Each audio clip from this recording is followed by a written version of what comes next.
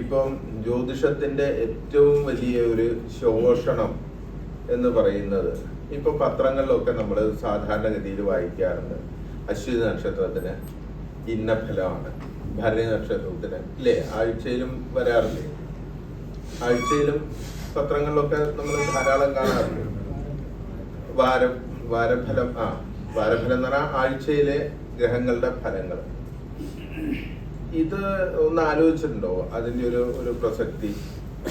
നമ്മളെ യഥാർത്ഥത്തിൽ ജ്യോതിഷ സമൂഹത്തിന് ഇത്രയധികം പരസ്യവും ഇത്രയധികം തളർച്ചയും കൊടുക്കുന്ന ഒരു മേഖലയാണ്. വളരെ ശ്രദ്ധിക്കേണ്ട കാര്യം. ഞാൻ നേരത്തെ പറഞ്ഞ പോലെ വിശ്വാസികൾ അതിൽ നിന്ന് പെറുക്കിയെടുത്തോളൂ. ഇപ്പൊ അശ്വതി നക്ഷത്രം എന്ന് പറയുന്ന കോടാനുകോടി ജനങ്ങൾ ഇവിടെയുണ്ട് അല്ലേ? അശ്വതി നക്ഷത്രത്തിൽ ഒരു നക്ഷത്രത്തിൽ മാത്രം ജനിച്ച് കോടാനുകോടി ജനങ്ങൾ ഉണ്ടാവില്ലേ സമൂഹത്തിൽ? ഉണ്ടാവും. അങ്ങനെയാണെങ്കിൽ ഈ അശ്വതി നക്ഷത്രക്കാർക്ക് മുഴുവനുള്ള ഫലം ഈ ആഴ്ചയിൽ ഒരു ഫലം ആയിരിക്കോ? ഒരിക്കലും പ്രായോഗികമായിട്ട് ശരിയാവുമോ? അത് ശരിയാവില്ല. അപ്പൊ അവര് ഈ വായിക്കുന്നവരെന്താ ചെയ്യുന്നതെന്ന് വെച്ചാൽ അവർക്ക് താല്പര്യമുള്ള ഏതെങ്കിലും ഒരു വിഷയം അതിലുണ്ട് എങ്കിൽ അതിനെ അവർ സ്വീകരിക്കും, മറ്റതിനെ തള്ളിക്കളയും. ഇനി ഒന്നുമില്ലെങ്കിലോ ഈ ആഴ്ചയിൽ എനിക്ക് പ്രത്യേകിച്ചൊന്നുമില്ല എന്ന് പറഞ്ഞു വിട്ടേക്കത്. അങ്ങനെയാണ് യഥാർത്ഥത്തിൽ ഈ വിഷയങ്ങളൊക്കെ ജ്യോതിഷത്തിന്റെ പൂർണ്ണമായിട്ടുള്ള. ഇപ്പൊ നമുക്ക് ചാരവശാലുള്ള ഫലം എന്ന് പറയുന്നത് നമ്മൾ പ്രത്യേകമായിട്ട് പഠിക്കുന്നുണ്ട്.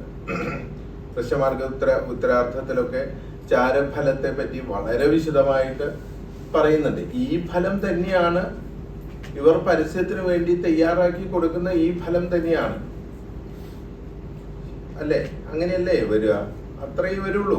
ഓരോ നക്ഷത്രക്കാർക്കുള്ള ഫലം ഈ ഗ്രഹങ്ങൾ ഈ സ്ഥാനത്തും ഈ രൂപത്തിലും സഞ്ചരിച്ചുകൊണ്ടിരിക്കുന്ന സമയത്തുള്ള ഫലത്തെ ഇങ്ങനെയാണ് എന്നുള്ള സാമാന്യ നിരൂപണം അതിൽ വരുന്നത്. ഇപ്പൊ ജ്യോതിഷത്തിൽ ഇതിന്റെ ഒരു ഫലം എന്തായിരിക്കും എന്ന് ചോദിച്ചു കഴിഞ്ഞാൽ, ഇപ്പോ നമ്മൾക്ക് ഒരു വ്യക്തി ജാതകവുമായിട്ട് നമ്മളെ സമീപിക്കുകയാണ്. അപ്പൊ ആ സമയത്ത് ഒരു ജാതകത്തിനെ നമ്മൾ പരിശോധിക്കുന്ന സമയത്ത് എങ്ങനെ വേണോ അതിനെ നമ്മൾ ആ ജാതകത്തെ എങ്ങനെയാണ് യഥാർത്ഥത്തിൽ ആ 3 തരത്തിൽ നമ്മൾ അതിനെ ഒരു ക്രമീകരിച്ച് ചിന്തിക്കാൻ പഠിക്കണം. ഒന്ന്, ഇപ്പൊ ഈ പ്രകരണങ്ങളെല്ലാം ഈ ജാതകത്തിനെ എത്രമാത്രം ശക്തിമത്താണ് പൊതുവായിട്ടുള്ള ഒരു ബലാബല ചിന്ത ജാതകത്തിൽ ചെയ്യേണ്ടത്. ഇപ്പൊ ജാതകത്തിൽ തന്നെ യോഗഫലങ്ങൾ ഉണ്ടാവും, ധാരാളം യോഗഫലങ്ങൾ ഉണ്ടാവും. ആ ഗ്രഹത്തിലെ ഓരോ ഗ്രഹങ്ങളുടെയും ബലാബലം നിശ്ചയിച്ച് അത് ചില യോഗകാരകന്മാരായി തീരുന്നുണ്ടാവും. അത് സാമാന്യമായിട്ടും ജാതകത്തിന്റെ ഒരു ശക്തിയാണ്. ആ തരത്തിൽ ശക്തിമത്തായിട്ടുള്ള ജാതകമാണെങ്കിൽ അയാള് സ്വതന്ത്രമായ ജീവിതത്തിനാണോ അഥവാ അദ്ദേഹം മറ്റേതെങ്കിലും വ്യക്തികളുടെ കീഴിൽ ജോലി ചെയ്യേണ്ട സാധ്യതയാണോ എന്ന് നമ്മൾ ബലാബലത്തെ കൊണ്ട് നിശ്ചയിക്കണം. ലഗ്നത്തിന്റെ ബലത്തെ, ലഗ്നാധിപന്റെ ബലത്തെ, ഇതിനൊക്കെ അനുസരിച്ചിരിക്കും ആ ജാതകകാരനെ സംബന്ധിച്ചിടത്തോളം ഒരു ഇത്. അങ്ങനെ വന്നു കഴിഞ്ഞാൽ ആ ജാതകകാരന്റെ ജാതകത്തിൽ ഇപ്പോഴും നടന്നുകൊണ്ടിരിക്കുന്ന ദശ എന്താ, തൽക്കാലത്തെ ദശ ഏതാണ്, ആ ദശയിൽ ഏതാണ് അപഹാരം, ഏത് അപഹാരമാണ് ഇന്ന് നടന്നുകൊണ്ടിരിക്കുന്നത്, ഇപ്പം നടന്നുകൊണ്ടിരിക്കുന്ന ദശ ഏത്, അപഹാരം ഏത്. ആ ദശാനാഥനും അപഹാരനാഥനും പാരസ്പരികമായിട്ടുള്ള ശത്രുമിത്രാവസ്ഥ അഥവാ അവരുടെ പരസ്പര ബന്ധം ഇതിനെ വ്യക്തമായിട്ടും ജാതകത്തിലൂടെ മനസ്സിലാക്കി കഴിഞ്ഞാൽ നമ്മൾ ജാതകത്തിൽ അത് ഗുണഫലമാവട്ടെ അഥവാ ദോഷഫലമാവട്ടെ, ഇപ്പൊ ശനിദശയാവട്ടെ അഥവാ കേതുദശയാവട്ടെ, പാപഗ്രഹങ്ങളുടെയോ ശുഭഗ്രഹങ്ങളുടെയോ ദശാകാലമാവട്ടെ, ആ ദശാകാലഘട്ടത്തിൽ എല്ലാ അപഹാരങ്ങളും അദ്ദേഹത്തിൽ ദോഷം ചെയ്യില്ല, എല്ലാ അപഹാരങ്ങളും ഗുണവും ചെയ്യില്ല. അപ്പൊ ദോഷം ചെയ്യുകയാണോ ഈ കാലഘട്ടത്തിൽ അദ്ദേഹത്തിന് ദോഷമാണോ ഗുണമാണോ എന്ന് ദശാനാഥന്റെ സ്ഥിതി കൊണ്ടും അപഹാരനാഥന്റെ സ്ഥാനം ഭേദങ്ങളെ കൊണ്ടും നമ്മൾ വ്യക്തമായൊരു നിർണയം നടത്തിയിട്ട് ഈ കാലഘട്ടം ഗുണമാണ് അഥവാ ദോഷമാണെന്ന് മനസ്സിലാക്കി കഴിഞ്ഞാൽ അവിടെയാണ് നമ്മൾ ആ ഷാർപ്പായിട്ടുള്ള ഒരു ഫലവിഷയത്തിൽ എത്തണം. ഈ അപഹാരം അദ്ദേഹത്തിന് ആരോഗ്യപരമായ പ്രശ്നങ്ങളുണ്ട്, സാമ്പത്തികമായിട്ടാണ് പ്രശ്നം, അഥവാ കുടുംബപരമായിട്ടാണ് പ്രശ്നങ്ങൾ ഉണ്ടാവാൻ സാധ്യത എന്ന് വ്യക്തമായി കഴിഞ്ഞാൽ പിന്നീട് എന്ത് വേണം? പിന്നീടാണ് ഈ നമ്മൾ പറയാൻ പോകുന്ന ഫലം, രണ്ടാമത്തെ പാർട്ടിലേക്ക് നമ്മൾ കടക്കുമ്പോൾ അവിടെയാണ് ഈ ചാരവശാലുള്ള ഫലം എന്ന് വെച്ചാൽ ഇദ്ദേഹത്തിന്റെ നക്ഷത്രം ഏതാണ്, ആ നക്ഷത്ര പ്രകാരം ഇപ്പോഴത്തെ ഗ്രഹങ്ങളുടെ സ്ഥിതി, അതാണ് ചാരഫലം എന്ന് പറയുന്നത്. അതാണ് ഈ അശ്വതി ഭരണി കാർത്തിക എന്നൊക്കെ പറഞ്ഞ് നക്ഷത്ര ഫലങ്ങളായിട്ട് എഴുതി കൊടുക്കുന്നത്. അപ്പം ഈ ദശാകാലഘട്ടത്തിൽ അഥവാ അപഹാര കാലഘട്ടത്തിൽ ഈ വ്യക്തിയുടെ ഗുണഫലം ഏത് സമയത്ത് വരും, ദോഷഫലം ഏത് സമയത്ത് വരും എന്ന് ചിന്തിക്കാനാണ് യഥാർത്ഥത്തിൽ ഈ ചാരഫലം. അപ്പോ അദ്ദേഹത്തിന് നമുക്ക് നമ്മളെ സംബന്ധിച്ചോളം ഇപ്പം ജനങ്ങൾ നമ്മളെ പഠിപ്പിക്കുന്ന ഒരു കാര്യമുണ്ട്.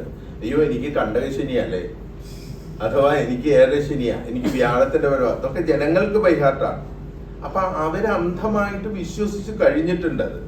പക്ഷെ ആ ഫലം ഏത് തരത്തിലുള്ള ഫലത്തെയാണ്, ഏത് തരത്തിലേക്കാണ് അവർക്ക് അനുഭവത്തിൽ വരുത്തുക എന്നുള്ളത് നമ്മളുടെ ആ ദിശാകാലഘട്ടത്തെ, അപഹാര കാലഘട്ടത്തെ, ആ അപഹാരനാഥൻ അഥവാ ദിശാനാഥൻ അതിൽ ഏത് പൊസിഷനിലാണോ നിൽക്കുന്നത്, ഏത് രാശികളിലൂടെയാണോ യാത്ര ചെയ്യുന്നത്, ആ കാലഘട്ടമായിരിക്കും അദ്ദേഹത്തിന്. ഇപ്പൊ നമ്മൾ പഠിച്ചില്ലേ, നീചം കഷ്ടഫലപ്രദസ്യ ദശാനാഥശ്ച വൈര്യുസ്ഥലം പ്രാപ്തേ എന്നൊക്കെ പഠിച്ചത് എന്തിനാന്ന് വെച്ചാൽ ഈ ദശാനാഥന്റെ നീചരാശിയെ അഥവാ അപഹാരനാഥന്റെ നീചരാശിയെ ഏത് കാലഘട്ടത്താണോ ആ ഒരു സൂര്യ കാലഘട്ടമായിട്ട് എടുക്കുകയാണെങ്കിൽ എന്ന് വെച്ചാൽ ഈ വർഷമാണ് ഇദ്ദേഹത്തിന് അനുഭവിക്കുക, ഈ 12 മാസത്തിലാണ് ഇദ്ദേഹത്തിന്റെ ഫലം വരിക എന്ന് വെച്ചാൽ അവിടെ ആ മാസം എന്ന് വെച്ചാൽ ദശാനാഥന്റെ നീചരാശിയിലേക്ക് സൂര്യൻ വരുന്ന കാലഘട്ടം.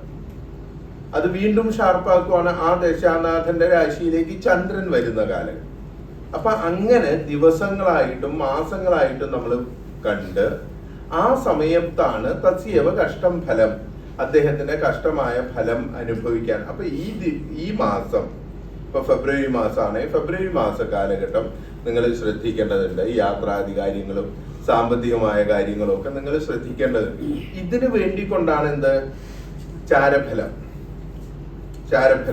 അപ്പൊ അവർക്ക് ഈ ഗ്രഹം ദശാനാഥൻ അഥവാ അപഹാരനാഥൻ അവരുടെ നക്ഷത്ര പ്രകാരം ബാക്കി ഗ്രഹങ്ങളോടൊത്ത് വേദിക്കാത്ത, വേദവും ഗോചരം എന്ന് പറഞ്ഞ 2 വിഷയം നമ്മൾ പഠിച്ചാല്, അപ്പൊ ഈ വേദിക്കാത്ത സ്ഥാനത്ത് കൃത്യമായിട്ട് സഞ്ചരിക്കുന്ന സമയത്ത് അദ്ദേഹത്തിന് ആ ഗ്രഹത്തിൽ നിന്ന് വരേണ്ടതായ ഗുണ അനുഭവം വ്യക്തമായിട്ടും അനുഭവിക്കും.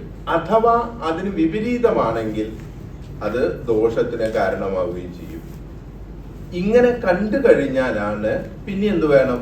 ജാതകത്തിൽ ഒന്നാമതായിട്ട് ജാതകത്തെ പൂർണ്ണമായിട്ടും വിലയിരുത്തി, രണ്ടാമതായിട്ട് ദശാപഹാരനാഥന്മാരെ വിലയിരുത്തി, മൂന്നാമതായി കഴിഞ്ഞാൽ ചാരഫലം, അത് അശ്വതി നക്ഷത്രമാണോ ഭരണി നക്ഷത്രമാണോ എന്ന് മനസ്സിലാക്കി ആ നക്ഷത്രക്കാർക്ക് ഇപ്പോഴുള്ള ഗ്രഹങ്ങളുടെ സഞ്ചാര രീതിയെ മനസ്സിലാക്കി അത് ഗുണാണോ ദോഷമാണോ എന്ന് തീരുമാനിച്ചാൽ നമ്മുടെ പ്രിഡിക്ഷൻ പൂർത്തിയായി.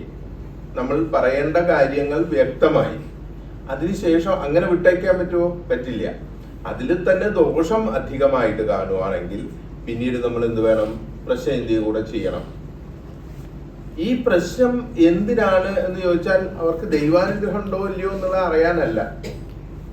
ഈ ദോഷത്തിന്റെ അനുഭവത്തിന് അവർക്ക് ഈ കഴിഞ്ഞ കാലഘട്ടത്തിൽ ഒരു 40 വയസ്സിൽ വരുന്ന ഒരു വ്യക്തിയാന്ന് വയ്ക്കും. ഈ 40 വർഷം കൊണ്ട് അദ്ദേഹത്തിന്റെ ഡെപ്പോസിറ്റ് എങ്ങനെയാ? അദ്ദേഹത്തിന് ഇപ്പം ദൈവാനുഗ്രഹം, നിങ്ങൾക്ക് നല്ല ദൈവാനുഗ്രഹം ഉണ്ടെന്ന് പറയുന്ന സമയത്ത് നമ്മുടെ ഉള്ളിൽ എന്ത് വേണം? ഇയാൾ കഴിഞ്ഞ കാലഘട്ടത്തിൽ സൽപ്രവൃത്തിയിലൂടെ വന്നയാളാണ്.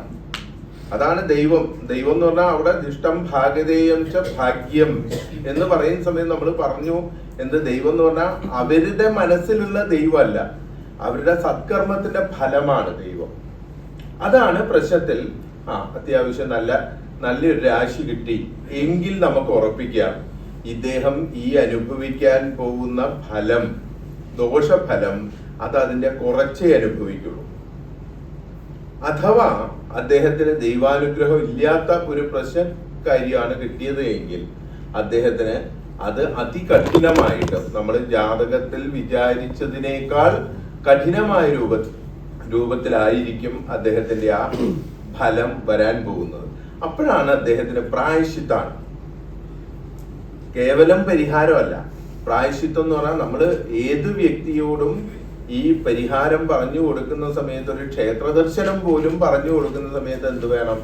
അത് പ്രായശ്ചിത്തമായിട്ട് പറഞ്ഞു കൊടുക്കണം. എന്ന് വെച്ചാൽ ചെയ്യുന്ന വ്യക്തി അതിൽ ഡെഡിക്കേറ്റഡ് ആവണം. ഞാനിപ്പോ ഒരു ഗുരുവായൂർ പോയിട്ട് ഇത്ര രൂപയുടെ പാൽപ്പായസം കഴിച്ചോളൂ എന്ന് പറയുന്ന സമയത്ത് ഞാനാണ് പോകുന്നത്. നമ്മൾ പറഞ്ഞു കൊടുക്കുന്ന വ്യക്തി അയാൾ അത് ഗുരുവായൂരപ്പന് സമർപ്പിക്കാനുള്ള മാനസികാവസ്ഥയെ പ്രാപിക്കണം. അതിന് അദ്ദേഹം എന്ത് വേണം? വ്രതനിഷ്ഠനാവണം. നിങ്ങൾ നന്നായിട്ട് വ്രതം എടുത്തോളൂ, ഇത്ര ദിവസത്തെ വ്രതം കഴിഞ്ഞ് ഗുരുവായൂരപ്പനെ പോയി തൊഴുത് അവിടെ പാൽപ്പായസവും കാര്യങ്ങളൊക്കെ ചെയ്ത് കഴിയുമ്പോൾ അദ്ദേഹത്തിൽ നമ്മൾ എന്ത് ചെയ്യണം? കഴിഞ്ഞ കാലഘട്ടത്തിലുള്ള കുടുംബപരമായിട്ടോ വ്യക്തികളുമായിട്ടോ സമൂഹമായിട്ടോ അദ്ദേഹത്തിനെ സംബന്ധിച്ചിടത്തോളം ഉണ്ടായിട്ടുള്ള ദോഷവശങ്ങളെ അദ്ദേഹത്തിന് ബോധിപ്പിച്ചു കൊടുത്ത്, അതൊക്കെ ചില ദോഷങ്ങളൊക്കെ സംഭവിച്ചിട്ടുണ്ട്, അതുകൊണ്ട് ഈ സമയം ദൈവാനുഗ്രഹമില്ല. എന്തുകൊണ്ടാണ്? ഇദ്ദേഹത്തിന്റെ പൂർവ്വകാലഘട്ടത്തിലുള്ള ദോഷ കർമ്മങ്ങളുടെ ഫലമായിട്ടാണ് ഇദ്ദേഹത്തിന് ദൈവാനുഗ്രഹം ഇല്ലാത്തത്. അങ്ങനെ അദ്ദേഹം ആ പ്രായശ്ചിത്തം ചെയ്യുന്നതോടുകൂടെ വ്യക്തമായിട്ടും ദോഷത്തെ പരിവർത്തനം ചെയ്യാനുള്ള ഒരു മെന്റൽ കപ്പാസിറ്റി, ഈ മനസ്സ് പൂർണ്ണമായിട്ടും ഒരു ക്യാപ്പബിൾ ആവുന്നതോടുകൂടെ അദ്ദേഹത്തിന്റെ ഫലങ്ങളും അനുകൂലമായിട്ട് വരും. അല്ലാതെ ഈ അശ്വതി നക്ഷത്രത്തിന്റെയും ഭരണി നക്ഷത്രത്തിന്റെയും കാർത്തിക നക്ഷത്രത്തിന്റെയും ഫലം ഓരോ ആഴ്ചയും എടുത്തിട്ട് മറ്റേ ഏതോ ഒരു സിനിമയിൽ പറയുന്നില്ലേ, അശ്വതി നക്ഷത്രത്തിന് എടുത്ത് ഭരണിക്ക് ഇട്ട് കൊടുത്തേ, കാർത്തിക എടുത്ത് രോഹിണിക്ക് ഇട്ട് കൊടുത്തേ എന്ന് പറയുന്ന പോലെ അല്ലാതെ ഇതിൽ യാതൊരു പ്രസക്തിയും ഇല്ല എന്നുള്ള വസ്തുതയാണ് നമ്മൾ യഥാർത്ഥത്തിൽ മനസ്സിലാക്കേണ്ടത്. പക്ഷെ സമൂഹത്തിൽ ജ്യോതിഷത്തിന്റെ പ്രവർത്തനത്തിന്, സമൂഹത്തിൽ ജ്യോതിഷത്തിന്റെ പ്രചരണത്തിന് ഇത് ഏറ്റവും ഗുണമായിട്ട് വന്നിട്ടുണ്ട്. അതേപോലെ തന്നെ വിമർശനത്തിനും കാരണമായി. നമ്മൾ ഈ കാര്യം വളരെ വ്യക്തമായിട്ടും ബോധിപ്പിച്ചു കഴിഞ്ഞാൽ മാത്രമേ നമ്മളെ സംബന്ധിച്ചിടത്തോളം അതിലൊരു പൂർണ്ണത വരൂ എന്ന് മനസ്സിലാക്കണം.